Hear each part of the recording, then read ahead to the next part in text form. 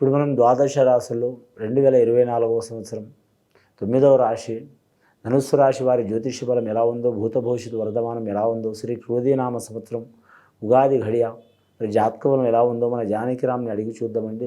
జానకిరామ్, శ్రీ క్రోధీనామ సంవత్సరం ఉగాది ఘడియ 2024వ సంవత్సరం ధనుస్సు రాశి వారి జ్యోతిష్యం భూత భవిష్యత్తు వర్ధమానం, దర్శన యోగం, బలం, కనుక్కున్న యోగం, చదువు, విద్య, సంతానం, సంసారం, యోగం, బలం, నమ్మిన వారి సహకారం, చేసే పనిది, అలాగే జాతకానికి కెరీర్కి సంబంధించింది, ధన విషయానికి సంబంధించింది చూడు.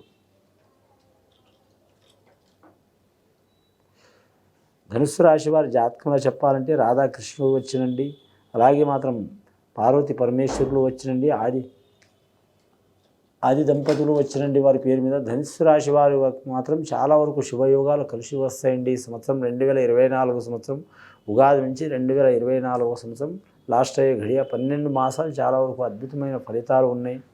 ఆదాయం 11, ఖర్చు 11, సాయం చేసే నెలలు, ఇబ్బందులు పెట్టేది ఒక్కరండి వారి పేరు మీద.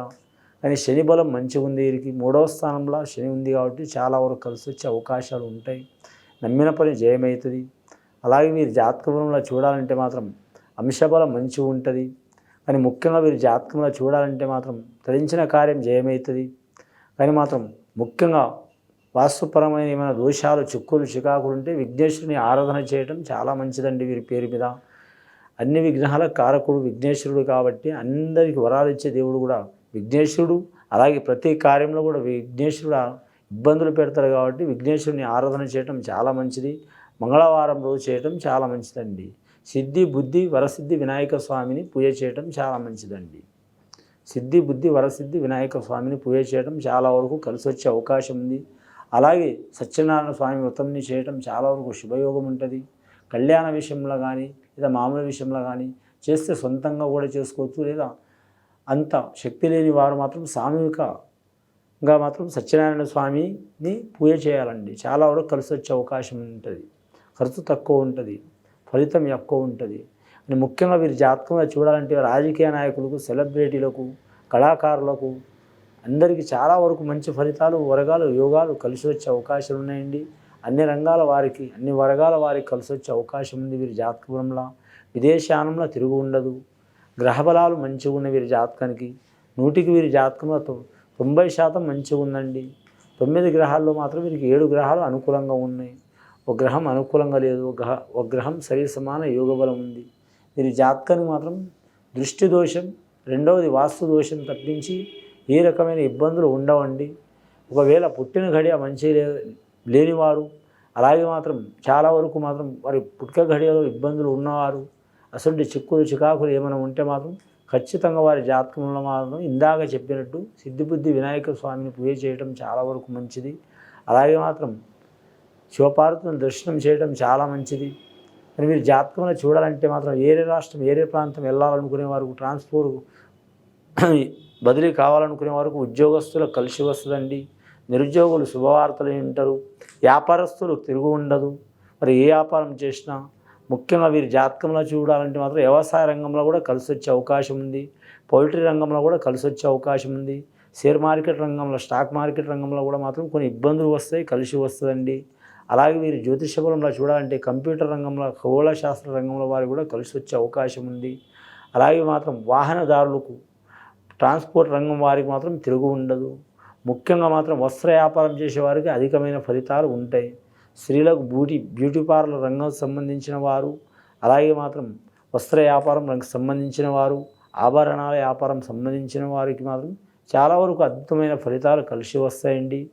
అలాగే వీరి జాతకంలో కళాకారులకు మాత్రం చాలా వరకు తిరుగు ఉండదండి. కళాకారులకు, క్రీడాకారులకు, సంగీత కళాకారులు, సినీ కళాకారులు, టీవీ కళాకారులకు, మీడియా వారికి చాలా వరకు మంచి ఫలితాలు కలిసి వచ్చే అవకాశాలు ఉంటాయండి.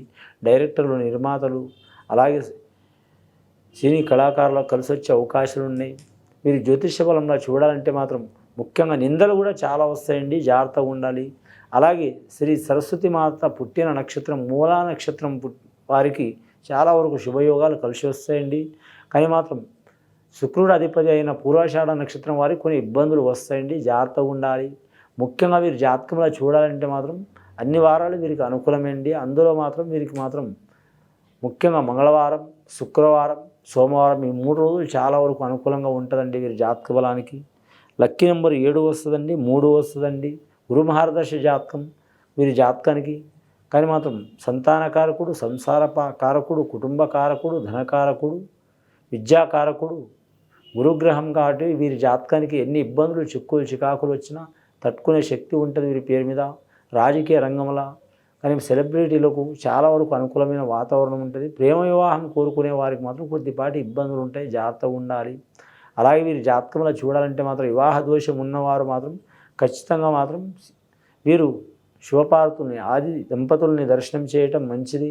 అలాగే దేశరిష్ట యోగం, కాలరిష్ట యోగం చాలా ఉంది కాబట్టి మాత్రం చండీ హోమం చేయించడం కానీ, మహాగణపతి హోమం చేయించడం కానీ చాలా వరకు శుభకార్యాలు కలిసి వస్తాయండి.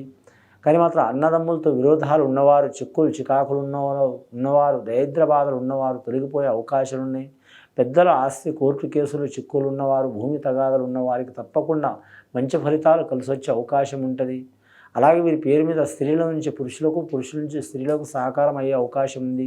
గత కొన్ని సంవత్సరాల నుంచి పడుతున్న బాధలు, చిక్కులు చికాకులు వెళ్ళిపోవాలంటే వీరి జాతకంలో ఖచ్చితంగా మాత్రం ఆ శివశంకరుడు ఖచ్చితంగా పూజ చేయాలండి. అలాగే పార్వతీమాత పూజ చేయడం కూడా అనుకూలమైన యోగబలం.